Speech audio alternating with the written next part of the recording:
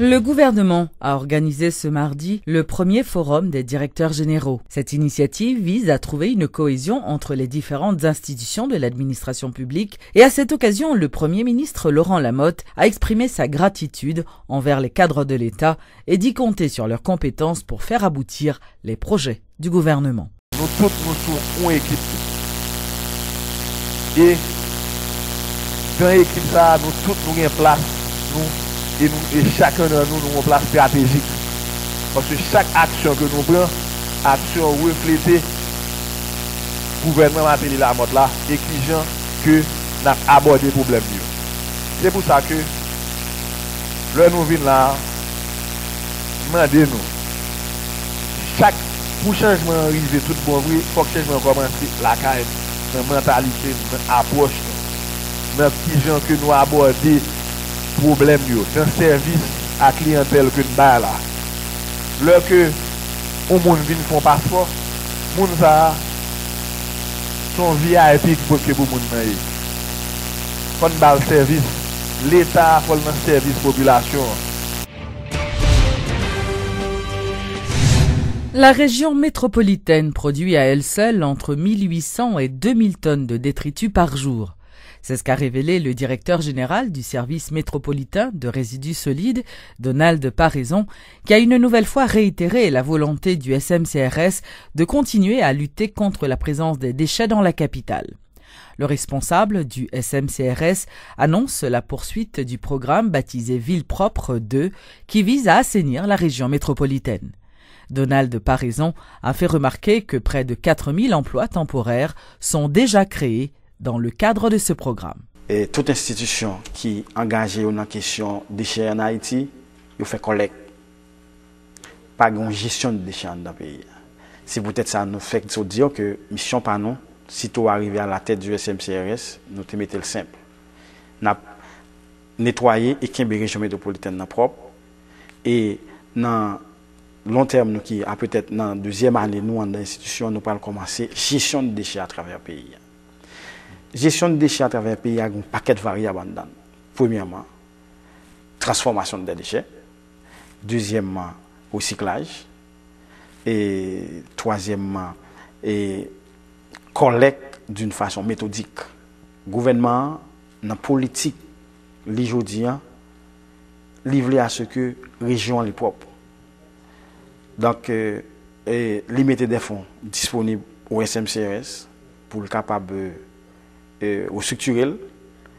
Pendant le processus de restructuration, nous avons engagé une firme qui nous pensons qui a assez d'équipements qui pour nettoyer en bas la ville de la Janta-sur-Rosier jusqu'à ce que SMCRS lui-même vienne dans l'état côté que les capable de faire ce job là Janta-sur-Rosier fait. Le ministre de la Justice, Jean-Renel Sanon, était ce mardi à la Chambre basse pour répondre aux questions des membres de la commission Justice et Sécurité concernant la nomination contestée de certains juges. Le président de cette commission, le député Fritz Gérald Bourjoli, annonce la tenue prochaine d'une séance de travail avec le CSPJ autour du budget de fonctionnement de cette institution. Bon problème qui passait, nous invitons le ministre où elle là aujourd'hui, il vient répondre à la question de la commission, tout comme lundi, il faut nous chiter avec CSPJ pour nous connaître, pour nous donner le mot par le temps. Et puis après, à la Chambre des députés, bien entendu, parce que c'est ici, ce n'est pas un record personnel que le personnel pas régler, c'est un record personnel d'Abdoulaye Haké, mais je suis député d'Haké, mais je suis président de la commission de justice et sécurité de la Chambre des députés. Le député Bourjoli d'Haké ne fait pas son travail, mais il fait le travail du pays. L'ambassade de France en Haïti a célébré samedi dernier le 233e anniversaire de la prise de la Bastille. Une réception avait été organisée pour marquer cette fête nationale. Plusieurs personnalités importantes y avaient pris part, notamment le président de la République, Michel-Joseph Martelly. C'est à l'hôtel Montana que l'ambassade de France a célébré le 223e anniversaire de la prise de la Bastille le samedi 14 juillet dernier. Une fête nationale qui a réuni de nombreuses personnalités, notamment le président de la République et son épouse, des membres du gouvernement, de la classe politique et du corps diplomatique, pour ne citer que cela. Prenant la parole à cette occasion, l'ambassadeur français accrédité en Haïti a fait savoir que cette date qui marque un double événement revêt d'une importance particulière. En ce jour de fête nationale, soyez fiers mes chers compatriotes des valeurs qui ont été conquises de haute lutte en France il y a plus de 2 siècles. Avec la prise de la Bastille, l'abolition des privilèges, mais aussi la réconciliation, un an plus tard, à travers la fête de la Fédération, cette période charnière de notre histoire a marqué l'aboutissement d'un rêve et d'un idéal, celui des Lumières. Consacré par les Nations Unies au sortir de la guerre, ce rêve est devenu norme de droit. C'est le premier article de la Déclaration universelle des droits de l'homme. Tous les êtres humains naissent libres et égaux en dignité et en droit. Ils sont doués de raison et de conscience et doivent agir les uns envers les autres dans un esprit de fraternité. Un discours de circonstance agrémenté d'humour qui a plu aux nombreux participants. La plus cocasse était cette strophe de l'Alexandrin composée par Didier Lebray qui retraçait le fil des événements ayant marqué l'avènement au pouvoir du président Martelly. Haïti est un temple où vivent 1000 ONG qui laissent parfois sortir de confuses paroles. L'État y passe à travers des forêts de symboles qu'il observe avec des regards familiers. Comme de longs échos aux sirènes profondes du palais qui appelle le peuple à l'unité, changeant l'horaire d'été pour plus de clarté, des élus et du peuple, il n'y eut point de fronde. Tableau 2. La surprise fut réelle, l'audace récompensée. Le PM sans délai au peuple fut présenté.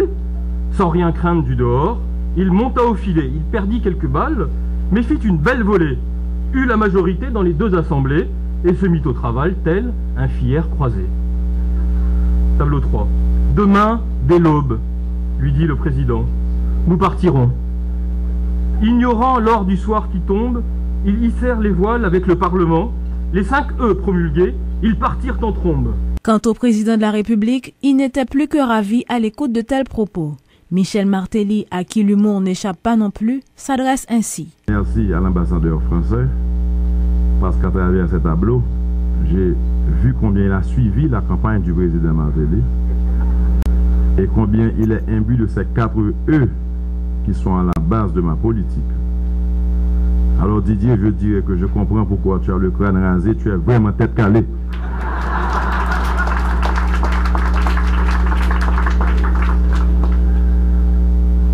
Je vais être bref parce que je reviens de Sodo parce que j'ai tenu à être là ce soir avec vous, en ce jour si important pour vous, ressortissants français.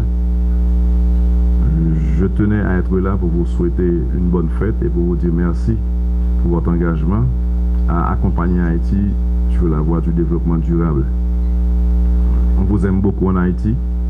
Continuez le bon travail que vous faites. Et puis Didier Kimbela, tête calée par la guerre. Merci.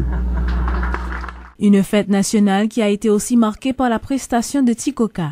Le président de la République s'est joint au groupe pour animer et terminer la soirée en beauté.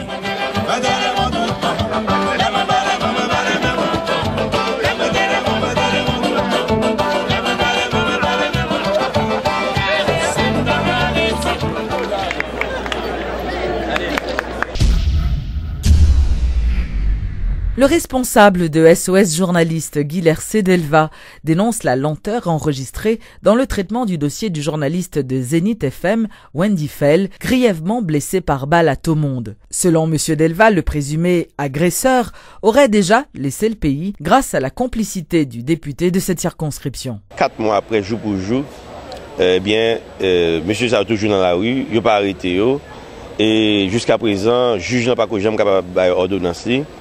Alors que nous devons un cas qui est extrêmement clair, côté monde qui tirait Wendy Fell là, qui était 3 balles, qui était triplé à terre, côté jusqu'à présent, ça avec un seul grain de rien à vivre, un jeune garçon. Eh bien, jusqu'à présent, rien pas qu'au fait pour justice faite dans le cas ça. Donc ça nous-mêmes, nous avons demandé dans les journalistes. Nous demandons pour un mandat international qui l'a derrière Jean-Robert Vob, qui a dit qu'il traverse en République dominicaine, qui l'autre pays ne l'a pas connaît. Qui côté la caché nous va connaître, mais nous demandons pour que le mandat international, pour que Interpol tout capable impliqué, pour que soit capable de joindre citoyen ça n'importe côté il trouve. Député Marie-Denise Bernardo qui lui-même a cautionné tout le ça, intervenu fait des interventions vraiment malencontreuses dans la question ça, et campagne là lui-même lui visait justement pour que Wendy Fell capable de joindre justice et réparation.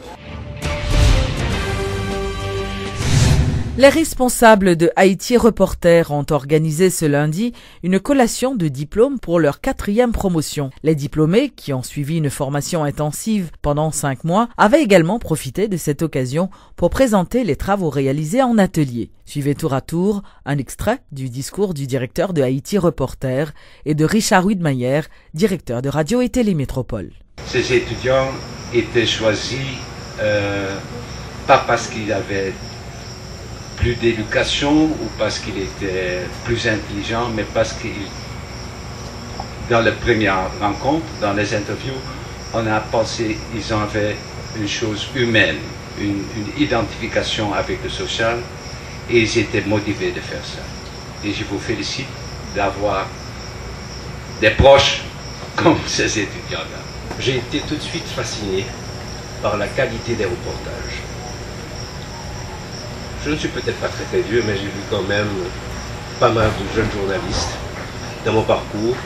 Et je dois dire que ce que j'ai vu, ce que vous avez réalisé, chapeau, c'est du bon travail.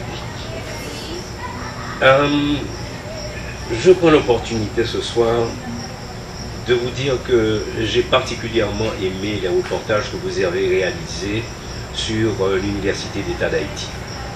Particulièrement parce que ce reportage, tout en montrant la déchéance d'une institution de notre pays, vous l'avez fait de façon à ce que vous avez pu respecter l'institution de ce pays, tout en montrant quelque chose de négatif. Ça, c'est quelque chose de bien. J'ai aussi vu des reportages sur d'autres sujets qui ont été très intéressants, des sujets controversés tels que le départ de la MINUSTAH. Un sujet qui est controversé, comme je dirais. Et pour présenter ce genre de sujet dans la presse, dans un pays comme Haïti, où nous sommes, il faut le dire, des sangs chauds, on n'a pas l'habitude vraiment d'échanger les idées de façon calme. Et ça, encore, c'est dans votre honneur de le dire que vous avez pu quand même vous présenter ce reportage sans qu'il n'y ait de sensation de méchanceté ou de quoi que ce soit. Encore là, je vous fais mes compliments.